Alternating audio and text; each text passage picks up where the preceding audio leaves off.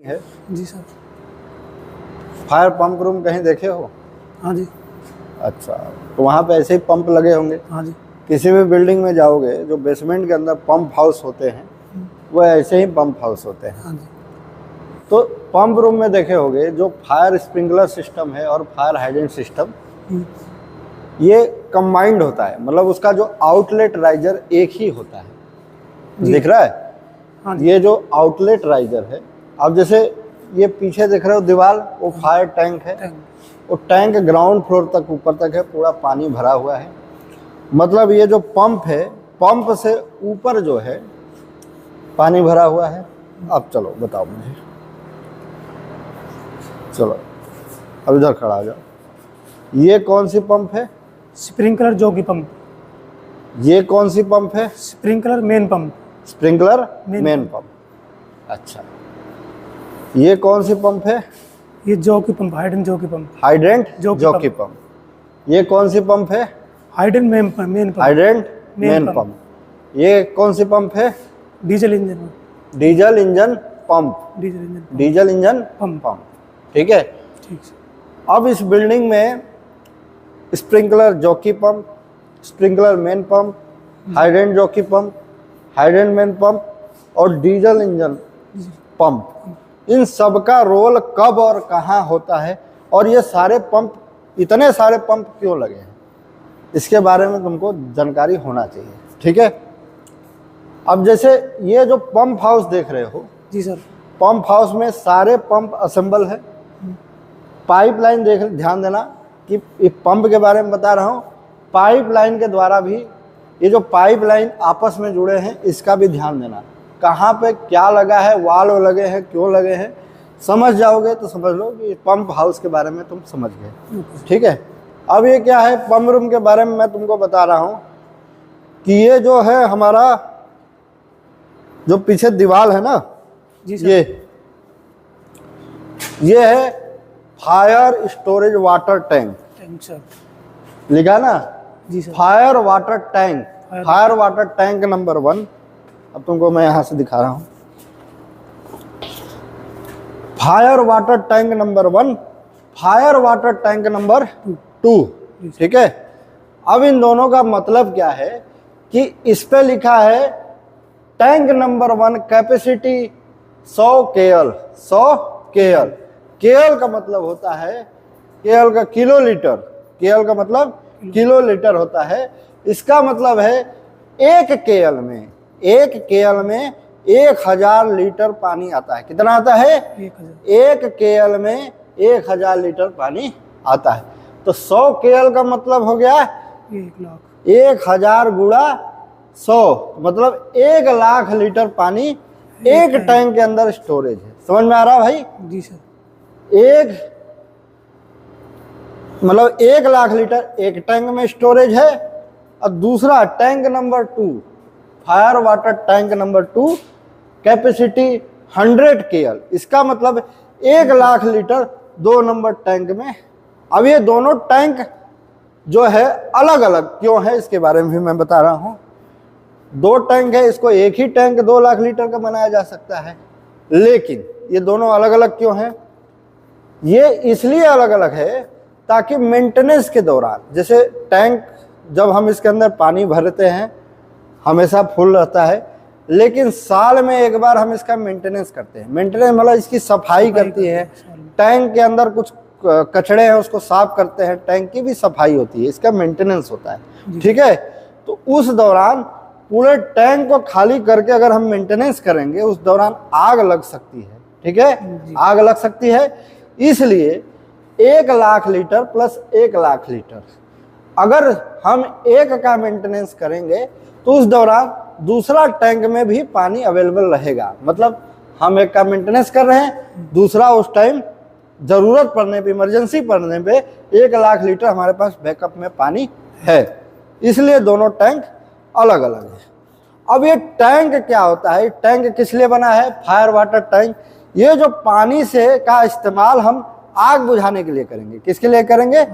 ये जो बिल्डिंग है, बहुत बड़ी बिल्डिंग है, बिल्डिंग के अंदर कहीं भी फ्लोर पे आग लग जाती है तो इसी का पानी का इस्तेमाल, ये बैकअप में होता है हमेशा पानी, इस पानी का इस्तेमाल हम आग बुझाने के लिए करते हैं। ठीक है, जी सर। अब इसके अंदर पानी आता कहाँ से है, इसके अंदर पानी आता कहाँ से है? तो आप आगे देख रहे हो बहुत सारे टैंक लगे हुए हैं। ठीक है, जो बिल्डिंग के इंटरनल इस्तेमाल के लिए यूज होते हैं, बाथरूम के लिए, टॉयलेट के लिए और किसी काम के लिए टैंक में पानी चाहिए। भाई बिल्डिंग चलना है तो बगैर पानी तो नहीं चलेगा ना, उसको चाहिए। उसी में इमरजेंसी टैंक है आग बुझाने के लिए। तो सबसे पहले ये जरूरी है, इसको पानी हमेशा होना चाहिए। तो कोई भी नगर निगम द्वारा पानी आता है, कोई भी नगर निगम द्वारा पानी आता है या फिर किसी बोरवेल द्वारा, बोरिंग के द्वारा पानी आता है, तो सबसे पहले टैंक नंबर 2 में, इस फायर टैंक में पानी गिरता है। कहाँ गिरता है? फायर टैंक में। फायर टैंक में पानी गिरता है। ये पानी हमेशा फुल रहता है। किस लिए रहता है? कि इसके अंदर पानी पहले गिरेगा, उसके बाद आगे जो बाथरूम टॉयलेट के लिए इस्तेमाल होता है टैंक, डोमेस्टिक टैंक जो भी टैंक है, उसमें इसके बाद उसमें ओवरफ्लो होके जाएगा, मतलब पानी भर जाएगा, उसको ऊपर से जाएगा। अब ये चीज समझ में आ रहा है कि नहीं? इसलिए ये पानी हमेशा भरा रहता है। ठीक है, ये नहीं कि उधर से हम जरूरत पड़ने पे इसके अंदर पानी डालेंगे, नहीं, इसके अंदर हमेशा पानी भरा रहता है। यहाँ से ओवरफ्लो होकर दूसरे टैंकों में जाएगा बाथरूम टॉयलेट के लिए। ठीक है, ठीक है। अब ये टैंक को, इस बिल्डिंग के अंदर आग बुझाने के लिए ये पंप्स लगे हैं। क्या लगे हैं? पंप्स। अब ये टैंक क्या होता है, ऊपर तक भरा हुआ है, देख रहे हो। अभी हम बेसमेंट 2 में हैं और ये ग्राउंड फ्लोर तक पानी भरा हुआ है, तो मतलब पानी की दबाव यहाँ तक है। जी। अगर हम यहाँ से कहीं दीवार से लीकेज हो जाएगा तो पूरा पानी बाहर निकलने लगेगा। इसका मतलब पानी नीचे, स्टैंडिंग प्रेशर जो होता है, नीचे दबाव है, इसलिए पंप को टैंक के नीचे लगाते हैं। कहाँ लगाते हैं? टैंक के नीचे। ये सब टैंक के नीचे। ठीक है जी सर। और मैं आपको बता दूं कि ये पंप के द्वारा इस पानी का इस्तेमाल करके आग को बुझाते हैं, जिसमें fire sprinkler system, automatic fire sprinkler system, जो आग लगने पर ऑटोमेटिक पानी का छिड़काव करके बुझाता है, जो बिल्डिंग के अंदर इंस्टॉल होता है फायर स्प्रिंकलर सिस्टम, और फायर हाइड्रेंट सिस्टम। जैसे ही आग लगती है तो पाइप के द्वारा आग बुझाते हैं, पाइप लगा के मैनुअल आग बुझाते हैं, उसको फायर हाइड्रेंट सिस्टम बोलते हैं। ठीक है, ठीक सर। अब उसका इस्तेमाल कैसे करते हैं, आ जाओ पंप के बारे में बता रहे हैं। चलो बिल्कुल पीछे जाओ, एकदम पीछे। ये हमारे फायर पंप, टैंक के बारे में जान गए? जी सर। ये हमारे फायर पंप लगे हैं, 1 2 3 4 5। स्प्रिंकलर जॉकी पंप, जी sir. Sprinkler main pump, hydrant jockey pump, hydrant main pump, fire diesel engine. अब मैं आपको बता दूं, ये स्प्रिंकलर जॉकी पंप और स्प्रिंकलर मेन पंप क्यों लगे हैं।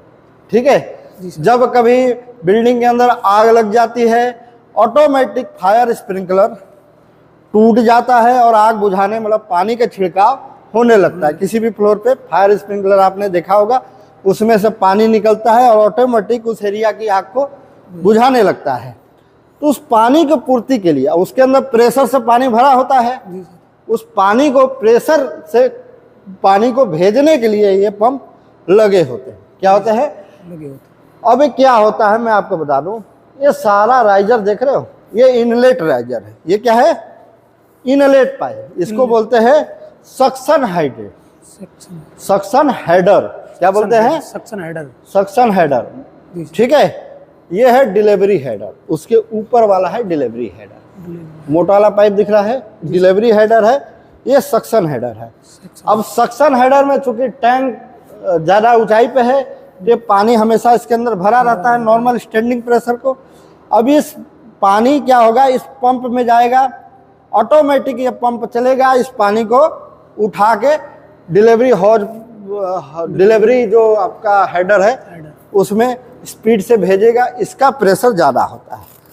अब ये मैं आपको कुछ चीज़ें बता रहा हूँ, ध्यान देना, बहुत सारे सिस्टम है इसमें। ये जो सक्शन हेडर है, ठीक है, और ये पंप है, आउटलेट हेडर है। ये नहीं कि जब आग लगती है, अब देख रहे हो यहाँ पे प्रेशर गेज है, ये क्या है? प्रेशर। प्रेशर गेज है। इसमें दिखा रहा है 9 kg। कितना प्रेशर दिखा रहा है? इसमें दिखा रहा है 9 kg पर सेंटीमीटर स्क्वायर। ठीक है, ठीक। तो ये प्रेशर यहाँ 9 kg है और नीचे 1 kg होगा इधर। इसमें प्रेशर नहीं है, ज़्यादा 1 kg से ज़्यादा नहीं होगा, क्योंकि टैंक का ऊंचाई स्टैंडिंग जो पानी होगा 0.5 kg या 1 kg, उससे ज़्यादा प्रेशर इसके अंदर नहीं है। लेकिन यहाँ पे प्रेशर कितना है? 9 kg। कैसे है? ये पंप क्या होता है कि हमने इस पे सेट कर रखे पंप को ऑटोमेटिक। ये जॉकी पंप है, स्प्रिंकलर जॉकी पंप।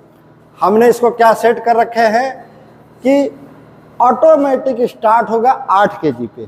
मतलब प्रेशर अभी कितना है? 9 kg। जैसे ही प्रेशर कम होगा 8 kg पाएगा, ये पंप अपने आप चल जाएगा। ठीक है जी सर। कितने kg पे? 8 kg पर सेंटीमीटर स्क्वायर पे चल जाएगा। उसके बाद ऑटोमेटिक 9.5 kg जैसे ही प्रेशर होगा, ये जॉकी पंप ऑटोमेटिक बंद हो जाएगा। समझ में आ गया? जी सर। 8 kg पे चल जाएगा और जैसे ही प्रेशर बढ़ेगा 9 kg। अब ये पंप तो चलेगा, प्रेशर आगे बढ़ा देगा। ठीक है, यहाँ पे लगा है नॉन रिटर्नेबल वाल्व। क्या करेगा? ये ध्यान दो, ये क्या है? Non returnable valve, NRV, non returnable valve. चलने के दौरान पंप प्रेशर जैसे ही आगे भेजेगा, प्रेशर जाएगा, लेकिन अगर ये नहीं रहेगा तो पानी वापस चला आएगा। क्या होगा? वापस आ जाएगा, पानी वापस आ जाएगा भाई। इसलिए नॉन रिटर्नेबल वाल्व उस पानी को रोक देता है। इसका काम है, पानी ऊपर जा सकता है लेकिन पानी वापस आ नहीं सकता, नहीं आ सकता है। तो पंप जैसे ही चला, पानी तो ऊपर गया इस प्रेशर में, लेकिन वापस नहीं आया। तो इसका नाम है नॉन रिटर्नेबल वाल्व। ठीक है, ये ऑटोमेटिक खुल जाता है चलते टाइम, और जैसे ही पंप बंद होता है, पानी का इसके ऊपर दबाव आता है, ऑटोमेटिक बंद हो जाता है। नॉन रिटर्नेबल वाल्व, पानी जाएगा लेकिन रिटर्न नहीं आएगा। अब इसके आगे ये एक वाल्व लगा है। क्या है? वाल्व है, ये वाल्व है और ये वाल्व है। ये क्या है? 2 वाल्व है। इसको वाल्व है, बटरफ्लाई वाल्व है। क्या है? बटरफ्लाई। इसको इसलिए लगा है ताकि इसमें कोई खराबी आ गया, कोई दिक्कत आ गया, हमें इसको खोल के रिपेयर करना है, उस दौरान इस वाल्व को बंद करके हम इसमें कुछ काम कर सके। समझ में आ गया? जी सर। इसका रोल दोनों वाल्व का जब ही है जब हमें इसमें कोई काम करना है, कोई लीकेज ठीक करनी है, कोई मेंटेनेंस का काम करना है। समझ में आ रहा है भाई? जी सर। उस दौरान इन दोनों को वाल्व को बंद करके हम काम करेंगे। समझ में आ गया? जी सर। नहीं तो हमेशा ये वाल्व खुला रहेगा। ठीक है जी सर। अब मैं आपको बता दूं ये ऑटोमेटिक चलता कैसे है। जी सर। ये पंप ऑटोमेटिक चलता कैसे है भाई? तो ये देख रहे हो आप, नजदीक आ जाओ, इधर आओ। ये है प्रेशर स्विच। क्या है? Pressure switch. ये प्रेशर स्विच है। स्प्रिंकलर जॉकी पंप इस पे लिखा है, ये दूसरे पंप का है, तो मैं प्रेशर स्विच के बारे में बता रहा हूँ। ये प्रेशर स्विच क्या होता है कि जो लाइन है, लाइन के देख रहे हो, आउटलेट डिलीवरी हेडर है। ये डिलीवरी हेडर से प्रेशर स्विच जुड़ा हुआ है। इसके अंदर जो प्रेशर यहाँ पे दिख रहा है 9 kg, वो इस प्रेशर स्विच को मालूम है, इस प्रेशर स्विच को मालूम है कि हमारे अंदर 9 kg है। समझ में आ गया? जी सर। जैसे ही प्रेशर डाउन होगा, जैसे ही प्रेशर डाउन होगा, कितने? 8 kg पे, तो प्रेशर स्विच को मालूम चल जाएगा कि 8 kg प्रेशर हो गया। ठीक है, ये स्विच क्या करेगा? ऑन कर देगा पंप को। इस स्विच का काम क्या है कि प्रेशर यहाँ पे सेट किया जाता है कि 8 kg पे तुमको ऑन हो जाना है। ठीक है, जी सर। ये स्विच ऑन ऑफ का काम करता है ऑटोमेटिक के लिए। ठीक है, तो ऑटोमेटिक ये पंप को ऑन करे, ये क्या करेगा? सिग्नल, जैसे प्रेशर कम हो गया 8 kg पे, ये एक्टिव हो जाएगा। ठीक है, ये सिग्नल भेजेगा। इसको बोलते हैं फायर फाइटिंग पैनल। क्या बोलते हैं? फायर फाइटिंग पैनल है, इलेक्ट्रिकल पैनल है। जी सर। इधर से सप्लाई उस पंप को जाता है। ये क्या करेगा? सप्लाई। वो स्विच को मैंने बताया था, स्विच क्या करेगा इधर पैनल को सिग्नल भेजेगा। स्विच क्या करेगा, पैनल को सिग्नल भेजेगा, और ये क्या करेगा, पंप को इलेक्ट्रिक सप्लाई भेजेगा। समझ में आ गया कि नहीं? तो चल भाई, उसने 8 kg पे इसको सिग्नल भेज दिया। इसमें देख रहे हो अलग अलग सेक्शन है, अलग अलग सेक्शन है। जी सर। अब यहाँ पे लिखा है sprinkler jockey pump, sprinkler jockey pump, automatic इसको सिग्नल मिला, ऑटोमेटिक सिग्नल मिला। ये क्या किया, उसको पावर सप्लाई ये ऑटोमेटिक दिया। समझ में आ गया? और ये जॉकी पंप ऑटोमेटिक चलेगा, ऑटोमेटिक चलेगा। जैसे ही प्रेशर बना लेगा 9.5 kg, कितना? 9.5 kg। इस प्रेशर स्विच को मालूम चल जाएगा कि 9.5 kg हो गया। समझ में आ गया? ये प्रेशर स्विच फिर उस जो इलेक्ट्रिकल जो फायर फाइटिंग पैनल है उसको सिग्नल भेजेगा कि प्रेशर पूरा हो गया। ठीक है, वो क्या करेगा, वो इसकी पावर सप्लाई को काट देगा ऑटोमेटिक। ठीक है, पंप बंद हो जाएगा। पंप क्या होगा, बंद हो जाएगा। ठीक है, जैसे ही पंप बंद हो जाएगा पानी रिटर्न नहीं आएगा, नॉन रिटर्नेबल वाल्व। ठीक है, ऐसे ही हम सिर्फ एक पंप के बारे में बताए थे, ऐसे ही सारे पंप काम करता है, ऐसे ही सारे पंप काम करता है। समझ में आ गया? जी सर। अब मैं आगे बढ़ता हूँ। ये स्प्रिंकलर जॉकी पंप था, ये स्प्रिंकलर मेन पंप है। अब मान लीजिए स्प्रिंकलर में छोटा मोटा लीकेज है। जी। इस जॉकी पंप का काम है 180 लीटर, यहाँ पे लिखा है 180 लीटर पर मिनट पानी देगा। 180 लीटर पर मिनट पानी देगा। समझ में आ रहा है? इधर आ जाओ। 180 लीटर पर मिनट पानी देगा। अगर मान लो स्प्रिंकलर एक टूटा है, 180 लीटर में उसका काम हो जा रहा है, तो सिर्फ यही चलेगा, क्योंकि ये प्रेशर को मेंटेन कर देगा। समझ में आ गया? छोटा मोटा लीकेज होगा उसमें इसकी कैपेसिटी 180 लीटर की है भाई। जहां रिक्वायरमेंट 180 लीटर की है, उससे कम है 180 लीटर से, वहां ये चल के उसको मेंटेन कर देगा। ठीक है, लेकिन मान लीजिए कई स्प्रिंकलर टूट गया, पानी की जरूरत ज्यादा हो गई। समझ में आ गया? उस दौरान स्प्रिंकलर मेन पंप चलेगा। कौन चलेगा? Sprinkler main pump. अब इसको कैसे पता चलेगा? इसको इसलिए पता चलेगा कि ये प्रेशर स्विच बताएगा। कौन बताएगा? Pressure switch. जो कि पंप ने खूब जोर लगा के चला, 180 लीटर पानी दिया, लेकिन पानी की जरूरत ज्यादा है। ये भाई साहब को 8 kg प्रेशर मिला, लेकिन ये पंप चल रहा है, लेकिन प्रेशर और कम हो रहा है, 8 से 7 kg आ गया, क्योंकि प्रेशर डाउन हो रहा है। समझ में आ गया कि नहीं? जी सर। अब फिर भी ये चल रहा है अपना, भाई जितना योगदान है उतना दे रहा है, लेकिन प्रेशर डाउन होते जा रहा है क्योंकि पानी की जरूरत ज्यादा है। फिर जैसे ही 6 kg, यहाँ पे क्या लिखा है? 6 kg ऑटोमेटिक स्टार्ट 6 kg। कितना? 6 kg। अब भाई प्रेशर इतना डाउन हो गया कि 6 kg पे आ गया। कितना? 6 kg। अब दूसरा वाला स्विच को पता चल जाएगा, ये स्प्रिंकलर जॉकी वाले स्विच को पता चला। उसके बाद स्प्रिंकलर मेन पंप वाले जो स्प्रिंकलर मेन पंप का जो स्विच है, ठीक है, प्रेशर स्विच, इसको पता चल गया और ये तो प्रेशर डाउन हो गया, 6 kg पे आ गया। ठीक है, अब ये क्या करेगा? इसको भेजेगा सिग्नल स्प्रिंकलर मेन पंप को। लिखा ना मेन स्प्रिंकलर पंप, समझ में आ गया? अब इसको पैनल क्या करेगा? जैसे इसको सिग्नल मिलेगा इस पंप को चला देगा।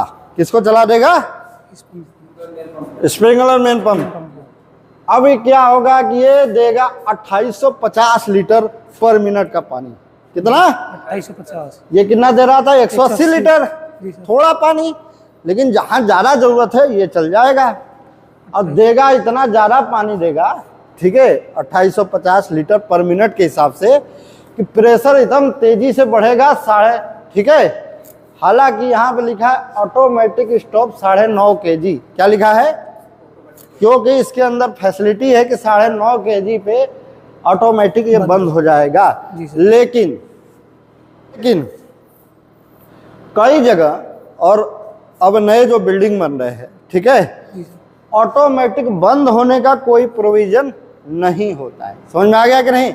एक बार ऑटोमेटिक चल गया तो चलता रहेगा, क्योंकि भाई ये तभी चलता है, इसका मतलब पानी की रिक्वायरमेंट ज्यादा है। जी सर। तो जो फायर फाइटर होता है उसको पता चल जाता है कि भाई पानी कहीं रिक्वायरमेंट ज्यादा है, तो ये ऑटोमेटिक तो चल जाता है, लेकिन ये चलता रहेगा, लेकिन ऑटोमेटिक बंद नहीं होगा जब तक आप आके पैनल द्वारा, फायर फाइटिंग पैनल द्वारा बंद नहीं करोगे इसको। समझ में आ गया? जी सर। तो ये चीज समझ में आ गया। जॉकी पंप कैसे चला, ज्यादा पानी की जरूरत पड़ा तो स्प्रिंकलर मेन पंप चल गया। समझ में आ गया भाई? जी सर। अच्छा, एक चीज और मैं बता दूं। अब यहां पे देखो, मैं आपको एक सरप्राइज बता रहा हूं। Sprinkler jockey pump, sprinkler main pump, अभी मैंने बताया कि ये चलने के बाद कौन सा चलेगा? Main pump. Main sprinkler pump अगर बीच में, लेकिन ऐसी भी बात नहीं है, उससे पहले एक पंप और चलेगा। अब ये देख रहे हो, जैसे नॉन रिटर्नेबल वाल्व बताया था मैंने आपको, जी सर। ये डिस्चार्ज हेडर है। कौन सा है? Discharge header. अब इधर देख रहे हो आगे और भी पंप लगे हैं। ये कौन सी पंप लगे हैं? आगे लगे हैं ना, हेडर पंप। बीच में लगा है दो वाल्व, एक लगा है मेंटेनेंस वाल्व। ठीक है, जरूरत पड़ने पे इसको बंद करके हम मेंटेनेंस का काम करते हैं, डिवाइडिंग। ठीक है, एक लगा है नॉन रिटर्नेबल वाल्व। क्या लगा है? Non returnable valve. हाँ, जैसे मैंने बताया था ना, सभी पंपों में नॉन रिटर्नेबल वाल्व लगे होते हैं। जी सर। लगे होते हैं, वैसे यहाँ भी। अब यहाँ नॉन रिटर्नेबल वाल्व की क्या जरूरत है? तो इस नॉन रिटर्नेबल वाल्व के इस साइड जो है हाइड्रेंट सिस्टम का पार्ट है। किसका है? Hydrant system. हाइड्रेंट सिस्टम का पार्ट है, फायर हाइड्रेंट सिस्टम। और नॉन रिटर्नेबल के इस साइड जो है फायर स्प्रिंकलर सिस्टम का पार्ट है। समझ में आ रहा है? जी सर। अब यहां से क्या होगा कि जैसे इधर पानी की जरूरत पड़ेगी, प्रेशर डाउन होगा, ठीक है, जो कि पंप चल जाएगा। लेकिन अब इधर पानी डाउन हो रहा है, तो नॉन रिटर्नेबल वाल्व में हाइड्रेंट सिस्टम से भी पानी आना स्टार्ट हो जाएगा। हाइड्रेंट सिस्टम से पानी स्टार्ट। अब नॉन रिटर्नेबल वाल्व की कहानी मैं बता रहा हूं कि स्प्रिंकलर सिस्टम से पानी जो है हाइड्रेंट सिस्टम में नहीं जा सकता। ये चीज ध्यान रखना है। स्प्रिंकलर सिस्टम का पानी जो है हाइड्रेंट सिस्टम में नहीं जा सकता, लेकिन हाइड्रेंट सिस्टम का पानी स्प्रिंकलर सिस्टम में आ सकता है। इसलिए नॉन रिटर्नेबल वाल्व मैंने बताया था, पानी जा सकता है लेकिन आ नहीं सकता। तो हाइड्रेंट सिस्टम का पानी स्प्रिंकलर सिस्टम में जा सकता है, लेकिन स्प्रिंकलर सिस्टम का पानी हाइड्रेंट सिस्टम में नहीं जा सकता है। ये चीज समझ में आ गई आपको? जी सर। अब मैं आपको और चीज बताऊं, ध्यान से देखना, ठीक है। अब ये जैसे ही हमारा जॉकी पंप बंद हो गया, तो हाइड्रेंट सिस्टम वाला जॉकी चल जाएगा। क्यों चल जाएगा? क्योंकि स्प्रिंकलर सिस्टम वाले को पानी की जरूरत है। वो कितने पे चला? ऑटोमेटिक, ठीक है, 8.5 kg पे वो भी चला। और जैसे ही डाउन हो गया, जैसे मान लीजिए ये भी चल जाएगा 8.5 kg पर सेंटीमीटर स्क्वायर पे। Hydrant jockey pump, sprinkler system में पानी की जरूरत पड़ेगा। समझ में आ गया कि नहीं? तो मैं बता दूं, इस हिसाब से जो जो प्रेशर सेट है, इस सारे हाइड्रेंट सिस्टम के पंप चल जाएंगे स्प्रिंकलर सिस्टम की मदद के लिए। समझ में आ गया कि नहीं? सबकी कैपेसिटी अलग अलग है। ये अपना योगदान देगा 180 लीटर हाइड्रेंट जॉकी पंप, ये अपना योगदान देगा 2850 लीटर। समझ में आ गया? जी सर।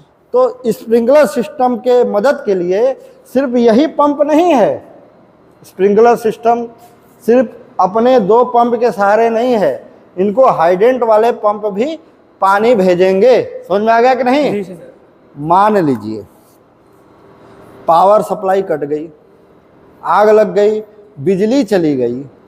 हालांकि ये जो फायर फाइटिंग पंप लगा है, डीजल जनरेटर जो होता है बिल्डिंग के लिए, उसका डायरेक्ट सप्लाई आया होता है कि बिल्डिंग के बिजली चली जाए तब भी, बिल्डिंग की बिजली चली जाए तब भी इसको पावर सप्लाई देने के लिए प्रोविजन होता है। फिर भी मान लो उसी बिजली घर में आग लग गई, या फिर कोई दिक्कत के कारण बिजली चली गई, समझ में आ गया, बिजली चली गई, सब कुछ होने के बावजूद भी, तब ये चलता है फायर डीजल इंजन पंप। कौन सा? Fire diesel engine pump. ठीक है, जैसे ही पानी की जरूरत होगा, बिजली चली गई, प्रेशर डाउन होने लगा, प्रेशर इतना डाउन होगा कि यहाँ पे लिखा है 5 kg पर सेंटीमीटर स्क्वायर पे स्टार्ट होगा। कितने पे? 5 kg पर सेंटीमीटर स्क्वायर पे fire diesel engine automatic start हो जाएगा और चलता रहेगा जब तक आप आगे बंद नहीं करोगे। समझ में आ गया कि नहीं? इसकी कैपेसिटी है 2850 लीटर पर मिनट, मतलब 2850 लीटर पर मिनट की पानी फायर डीजल इंजन देगा। ठीक है, तो इसका महत्व समझ में आ गया। फायर डीजल इंजन किस लिए लगा होता है? कि सारा पावर सप्लाई कटने के बावजूद बाद ये चलेगा। समझ में आ गया? इसलिए इसको सबसे कम प्रेशर पे रखा है कि तुम लास्ट में चलोगे जब पावर सप्लाई कट जाए तो ऑटोमेटिक पावर प्रेशर कम होगा। अब इसको सिग्नल सेम, वहां पे देख रहे हो प्रेशर स्विच लगा है, क्या लगा है? Pressure switch. प्रेशर स्विच क्या करेगा? इस फायर फाइटिंग पैनल को सिग्नल देगा। ठीक है, फायर फाइटिंग पैनल को सिग्नल देगा। फायर डीजी पंप लिखा है, फायर डीजल इंजन पंप लिखा होना चाहिए, इसको सिग्नल देगा। अब इस पैनल का काम क्या है? फायर वहां से सिग्नल लेके डीजल इंजन को ऑटोमेटिक स्टार्ट कर देना जैसे ही 5 kg प्रेशर से कम हुआ। ठीक है, और इसके अंदर एक चार्जर व्यवस्था होता है। क्या होता है? चार्जर व्यवस्था होता है जो उस बैटरी को चार्ज भी करेगा। जो फायर डीजल इंजन का बैटरी होता है जिससे सेल्फ स्टार्ट होता है, ये उसको चार्ज करके रखेगा। वहां से इसका वायर जुड़ा हुआ है। समझ में आ गया कि नहीं? और आग लगने पे जैसे ही ऑटोमेटिक स्टार्ट होगा, ये हूटर भी जलने लगेगा। ये दिख रहा है, इसका हूटर भी बजने लगेगा। ठीक है, ये चीज समझ में आ गया फायर डीजल इंजन का महत्व। अब मैं बात करूंगा फायर स्प्रिंकलर सिस्टम के बारे में। समझ में आ गया? जी सर। अच्छा, इसमें लास्ट ऑप्शन एक और रहता है, मैं आपको बताऊंगा कि ओवरहेड टैंक होता है। क्या होता है? ओवरहेड टैंक होता है टेरिस पे। समझ में आ गया? उसमें 20,000 लीटर का एक छत पे टैंक होता है। कितने लीटर का? 20,000 लीटर का टैंक। मान लीजिए बाई चांस सारे पंप फेल हो गए, सारे पंप फेल हो गए, फायर डीजल इंजन भी फेल हो गया, तो वहां पे नॉन रिटर्न, ये जो लाइन गया है ना, जो स्प्रिंकलर लाइन के लिए, आग बुझाने के लिए पाइप लाइन गया होता है ऊपर तक, जो सारे स्प्रिंकलर से जुड़े होते हैं, उस टैंक से भी जुड़ा होता है। किससे? उस टैंक से। और टैंक में लगा होता है नॉन रिटर्नेबल वाल्व। क्या लगा होता है? हाँ, मतलब वो पानी आ सकता है लेकिन जा नहीं सकता है। तो नॉर्मल कंडीशन में इसलिए नहीं आता क्योंकि इसका प्रेशर ज्यादा होता है। क्या होता है? प्रेशर ज्यादा होता है, उधर से प्रेशर ज्यादा होता है, इसलिए ये पानी क्या होता है, टैंक पूरा भरा होता है, दूसरे बाहरी पंप के मदद से उस टैंक को भर के रखते हैं। जब कभी आग लग गई, सारे पंप फेल हो गए, इधर का प्रेशर डाउन हो गया, तो ओवरहेड टैंक जो 20,000 लीटर टैंक है टेरिस पे, क्योंकि सबसे ऊंचाई पे होने के कारण वो सबको नॉर्मल प्रेशर देगा 20,000 लीटर। समझ में आ गया कि नहीं? वो अपना काम करेगा, ऑटोमेटिक ग्रेविटी प्रेशर से पानी नीचे की तरफ आएगा। समझ में आ गया? तो आग बुझाने के लिए पानी का सोर्स कहाँ से मिला? कि इस इंटरनल फायर टैंक से, जो पंप के द्वारा मदद से आग को बुझाया गया, और मान लीजिए ये सारा सिस्टम खत्म हो गया, तब ऊपर ओवरहेड टैंक का काम आया। तभी आपको समझ में आ गया फायर स्प्रिंकलर पंप के बारे में। अब हम आते हैं फायर हाइड्रेंट पंप के बारे में। किसमें आते हैं? Fire hydrant pump. मान लीजिए एक हाइड्रेंट खोलते हो आग बुझाने के लिए, एक हाइड्रेंट खोलते हो आग बुझाने के लिए, तो उसकी कैपेसिटी होता है लगभग 800-900 लीटर पर मिनट की। कितनी? 800-900 लीटर पर मिनट उसको चाहिए आग बुझाने के लिए। समझ में आ गया कि नहीं? फायर हाइड्रेंट की बात कर रहा हूं। ठीक है, तो ये जॉकी पंप कितना देता है? 180 लीटर। कितना है? 180 लीटर में काम नहीं चलेगा। समझ में आ गया? ये सिर्फ जॉकी पंप इसलिए होता है कि कहीं से हल्का फुल्का लीकेज हुआ, छोटा मोटा, आप हाइड्रेंट को खोल के पानी को टेस्ट कर रहे हो, ठीक है, कहीं कोई पानी की जो जैसे फायर हॉजरील खोल दिए, हाइडेंट से जुड़ा होता है फायर हॉजरील, उसका इस्तेमाल कीजिए तो उसमें कम पानी की ज़रूरत होता है। तो उस दौरान ये जॉकी छोटे मोटे काम के लिए ऑटोमेटिक चलेगा, कितने केजी पे, 8.5 केजी पे चलेगा और 9.5 केजी पे बंद हो जाएगा। ठीक है। जी सर। हाइडेंट लाइन में कोई भी काम करते हो तो स्प्रिंकलर सिस्टम से कोई मतलब नहीं, क्योंकि नॉन रिटर्नेबल वाल्व लगा, उधर का पानी इधर नहीं आएगा, मतलब इधर का प्रेशर डाउन होगा तो उधर का प्रेशर डाउन नहीं होगा। समझ में आ गया? उधर का प्रेशर का डाउन होगा तो इधर का भी होगा, इसलिए इधर जब कोई सिस्टम चलता तो उससे कोई मतलब नहीं है स्प्रिंकलर से। ठीक है। तो ये रहा है हाइडेंट जॉकी पंप, छोटे मोटे लीकेज के लिए ऑटोमेटिक चलेगा और ऑटोमेटिक 9.5 केजी पे बंद हो जाएगा। समझ में आ गया? सेम कहानी, वो pressure switch fire fighting panel को कमांड देगा और वहीं से ये ऑन होगा और ऑफ होगा। समझ में आ गया?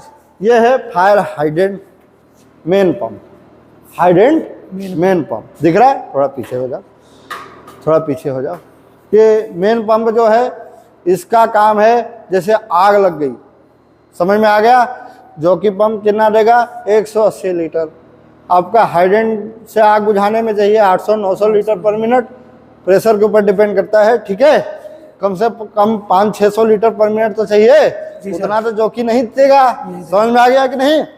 लेकिन ये हाइडेंट पंप चलेगा तो कितना देगा? 2850 लीटर पर मिनट पानी। समझ में आ गया कि नहीं? तो इसमें कई हाइडेंट चला के आप आग बुझा सकते हो। ठीक है। तो उस दौरान ये ऑटोमेटिक चलेगा, जैसे ही वो फेल हो जाएगा तो 7 केजी पर ये चल जाएगा। कितने पे? 7 केजी पे ये चल जाएगा और 9.5 केजी पे ऑटोमेटिक ये बंद हो जाएगा। हालांकि ऑटोमेटिक बंद होने का प्रोविजन नहीं होता नए सिस्टम में। ठीक है। ये फायर डीजल इंजन है, फायर डीजल इंजन है। ये सब मतलब मैंने बताया स्प्रिंकलर के लिए भी है और हाइडेंट के लिए भी। ठीक है। आग बुझाने के लिए मान लीजिए हाइडेंट की जरूरत है, बिजली चली गई, समझ में आ गया?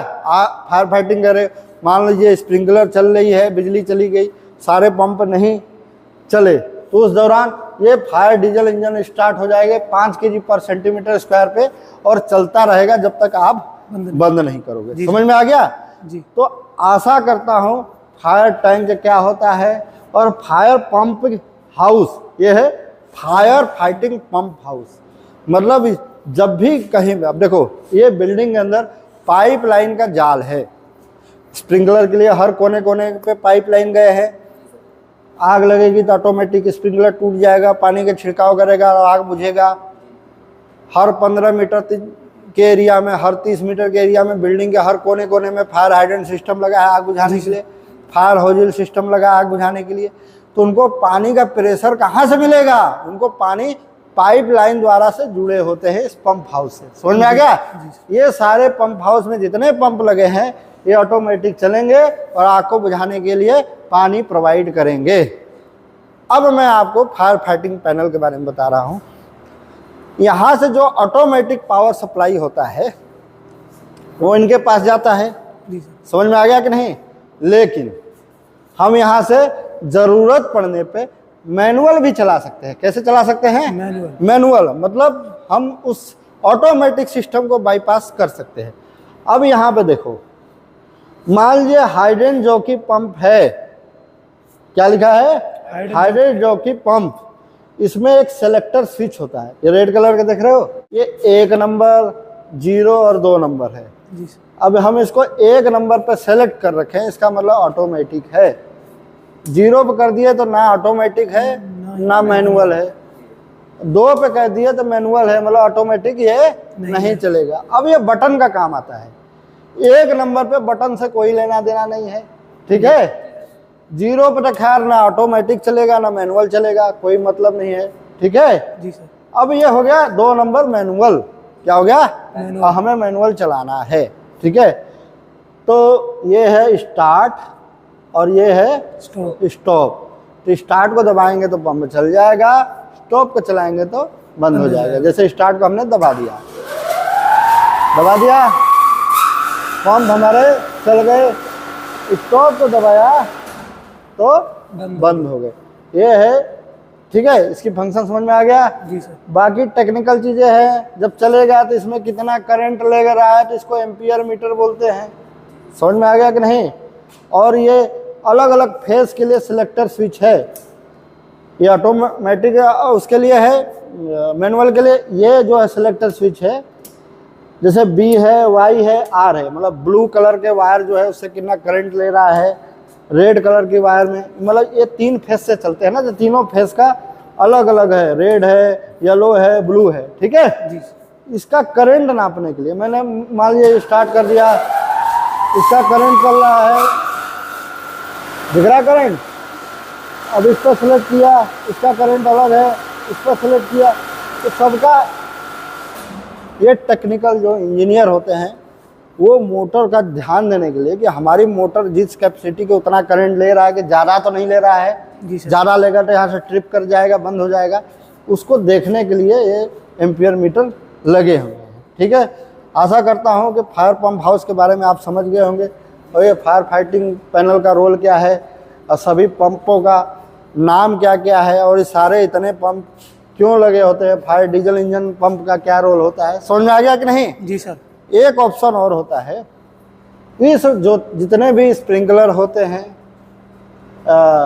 हाइडेंट सिस्टम होते हैं, ठीक है, फायर टैंक के पास जहां अंडरग्राउंड फायर टैंक लगे होते हैं उसके बाद फायर ब्रिगेड इनलेट सिस्टम लगे होते हैं।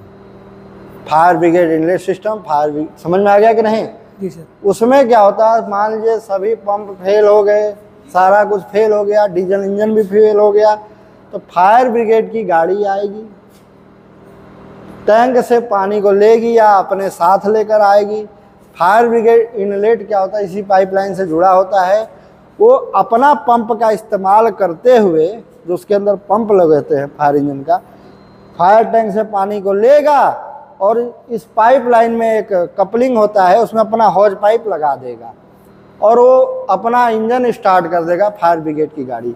ये पानी क्या होता है, 10वें फ्लोर, 11वें फ्लोर, 8वें फ्लोर, जिस फ्लोर पे आग की ज़रूरत है उसकी भी एक कैपेसिटी होती है 10वें फ्लोर तक, वो पानी अपने पंप द्वारा इस लाइन को भेजेगी, अपना पंप लगा के, ऐसा व्यवस्था यहाँ पे होता है, ठीक है। जी सर। समझ में आ गया फायर पंप हाउस में, ठीक। अब यह है एयर व्हीसल टैंक, बहुत सारे चीज़ें हैं जिसके बारे में अलग अलग समझाऊंगा मैं आपको। धन्यवाद।